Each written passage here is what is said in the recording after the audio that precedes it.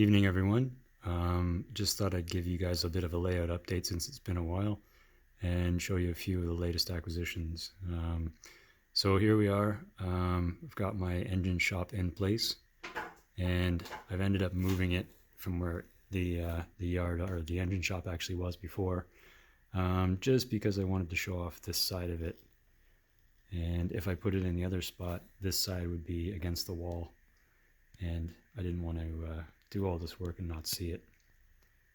So I've ended up putting it on the other side of the yard. It used to be over there, and now I've got it over here. And I don't know how much more of fitting in I'm actually going to do, because again, this is all temporary. This is on its own aluminum plate, so it can be pretty mobile anywhere I want to put it.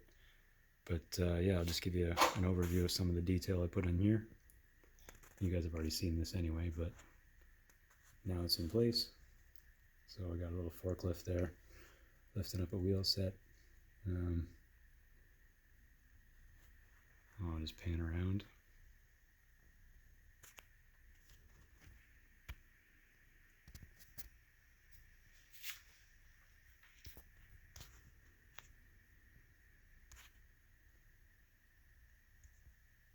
So it fits in quite nicely on this end. Still got all my lead tracks here. I'll have to do my sanding tower and everything else to fit in. But it looks the part on this side. And then in front here we have my my second GT engine here. This is 5849. This is a GP38-2. I had a GP38. This is an Atlas engine, and I had to do quite a few things to this thing to make it look like a 38-2. But I'm still not done. I haven't. It actually runs, but I haven't done any of the lighting. It does have sound, but not high quality sound. And I'm wondering which one I'm going to pair it with. I'll probably end up pairing it with the other 38-2W there, and run those two together. And then I'll probably run these two together as well. And I think this guy's an orphan so far, so maybe he'll run with these three together. I don't know. I've just installed the lock programmer software on my laptop, so the majority of these, or 3 of these guys, are all ESU. That's a Digitrax, and that guy's a Tsunami. So I got to try and make them all sing together. I don't know how that's going to work. And then moving on, so latest acquisitions here. Got myself a scrap metal train. These are all Rapido Gons. I guess these are older models, I guess, but the guy did a pretty damn good job on the scrap metal loads. The gondolas themselves need to be weathered. I'll do that, but it makes for a really nice scrap train. So this is like kind of sheet scrap, and then this is just random steel scrap. So there's 3 random steel scraps and 3 sheet scraps there. And I may actually turn one of these into stainless steel. So I'll just, the loads come out so I can paint them any color I want. So yeah, that's one thing I wanted for this line. And I guess this is one of the Rapido 6-packs. Yeah, I'm not sure the guy actually realized what he had, but I did. Jumped on it. And then another acquisition, again from Rapido, is another SW12RS.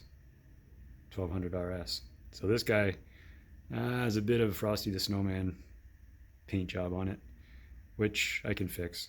But again, it's Rapido and it runs really nicely, so I couldn't pass it up for the price. I will figure out what I'm going to do with it. A couple ideas are to do the Hamilton Oshawa Port Authority.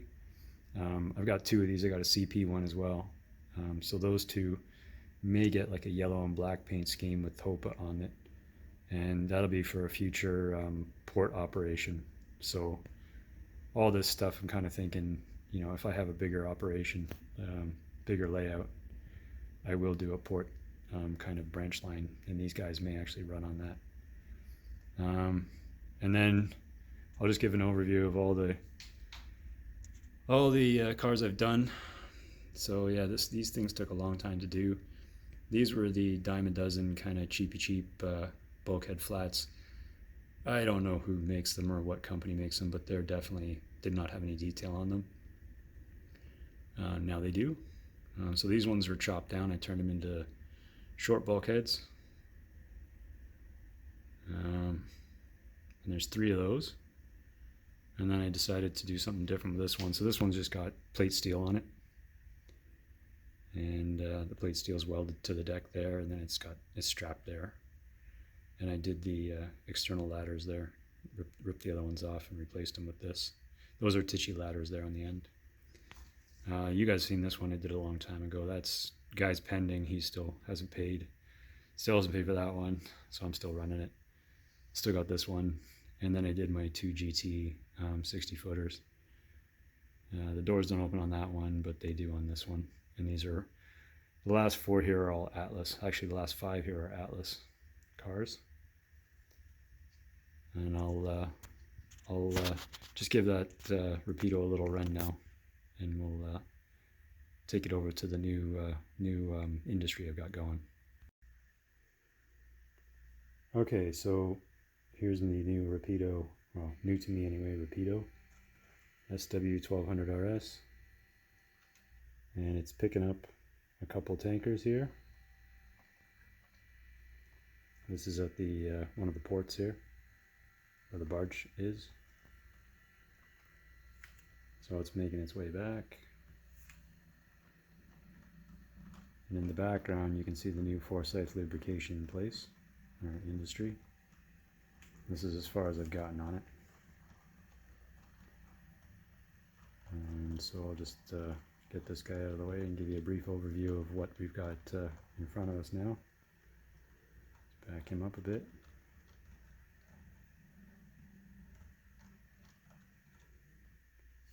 Okay, so this is as far as I got on this building here. So that's the shipping and receiving building. And I guess this is one of the original buildings here.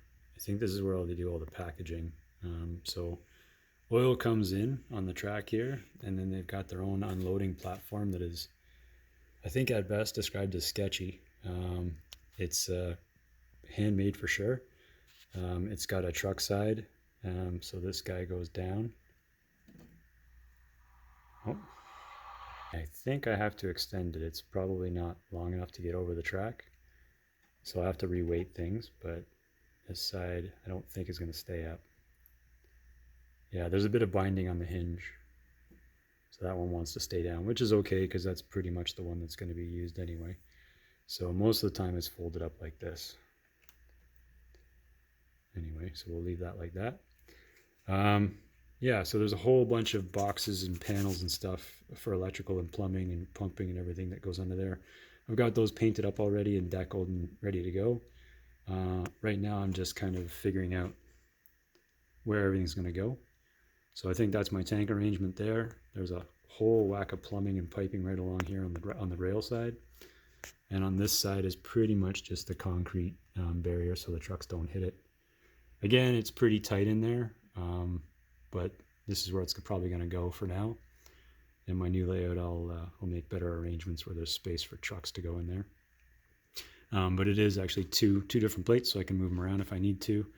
And I think I'll do a third plate over somewhere else just to do boxcar loading of finished, I guess, mixed up barreled barrels on skids for delivery. So there'll be tank cars coming in here and box cars coming in here. So nice to have a bit of variety there. I'm just about to start doing the roof. So that's the sandpaper again. And that roof was done with just styrene.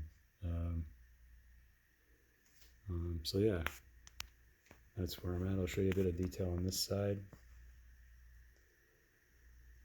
I haven't started painting this, obviously. I think it's going to be quite tricky to paint and still make it work. But yeah, I'll keep you guys updated on this. So this is pretty much it. So I'll just bring in the old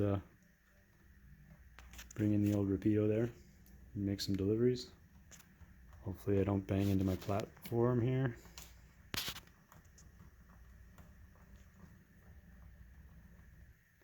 Nice and slow she goes. Oh, we got clearance, so we'll just push into the second one here and then we'll make a stop. And we'll just make a drop off there. All right, so that's the first load coming in to Forsyth Lubrication, and we'll just leave it there. So that's where things are at. Thanks for tuning in. Hope to see you again. Thanks for liking and subscribing and commenting. I really appreciate all that. Anyway, have a good evening.